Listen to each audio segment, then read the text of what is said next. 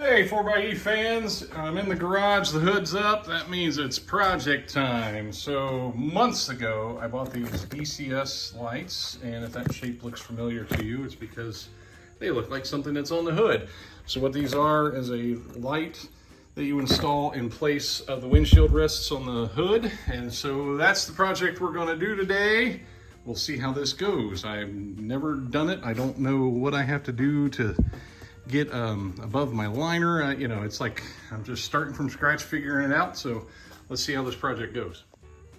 All right, I'm at the point where I got the liner out. If you're keeping score at home, the score's 3-7.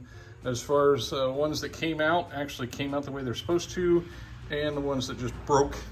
But I think I have seen, and one that didn't come out and just made a hole on the way out. But I think I've seen kits online that you can order to replace these. So I'm not too heartbroken about it. I just have to figure out, maybe I can reach in here and grab these and yank them out. But so far, destruction is about 70%. And now we'll get in here and we will get these guys coming off and see if we can figure out how to get these replaced. And looks like some 10 millimeters. Gosh, I hope I can find one.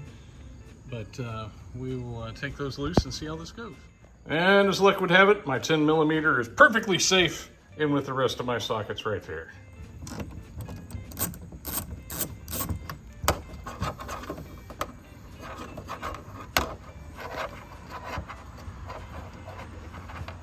Tell you, these babies right here are a great invention. I wish more manufacturers would use these. That way you've got the washer and the nut all together in one, and you don't drop that washer down in places and it disappears. And of course, while I had everything going on, I bumped the liner and it just ripped itself the rest of the way out. So looks like I'll be getting a new hood liner. It looks like the part number's right there, so that shouldn't be too difficult. Be gone with you, hood liner. Ooh, that was a pretty good toss. All right, got the first one off, got the second one off. That actually answered a question I had. I was really wondering if these were part of that, and I guess I should have been able to look at the new light itself and seen that it is not, that actually goes around that. I was concerned I was gonna have to maybe upgrade to the performance wipers and do away with those wipers. Not that I'm not against doing the performance wipers, I just didn't want to do it right now.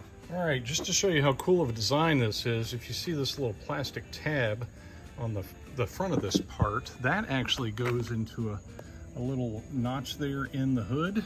And the way DSC has designed these is that wire actually goes in there, and there's a spot on the inside where that wire can go through. So really cool design, really neat the way that is going together.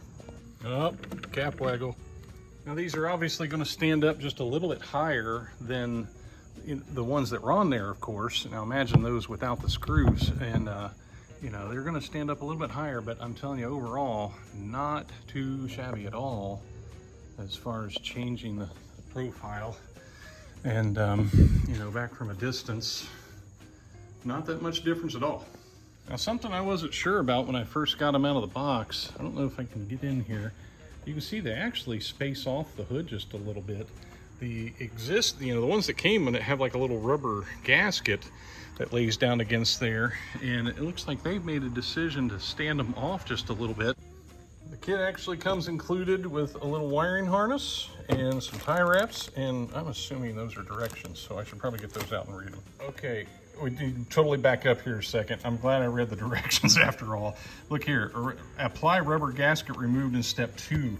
So step 2 is to remove the stock bump stocks. So they're gonna want me to take these rubber gaskets off and use them on here, which of course now I'm going to have to remove the whole thing to run the wire through that and this. So kids, read the directions. That's what I'm getting at here.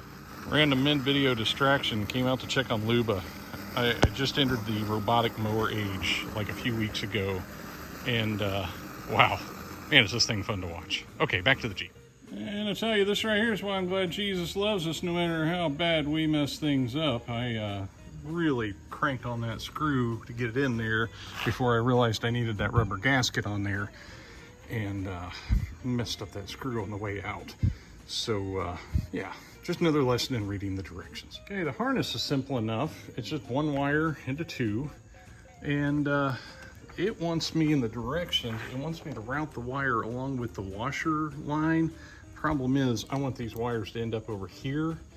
I'm gonna have to think about this, but this is my relay bank. This is where I have all my relays for all my lights, and I'm gonna end up putting this on this relay right here with my cow lights, so they all come in together. So I want it over here. I'm gonna have to think about this for just a minute because I may be able to get a connection over there, but I'd much rather do it over here. And we'll see how this works out here as I think about this in the next cut. All right, so I made a call, brought the wires down here, and there is this cool channel right here that I've thought about using in the past. This is plastic, this is, yeah, that's metal.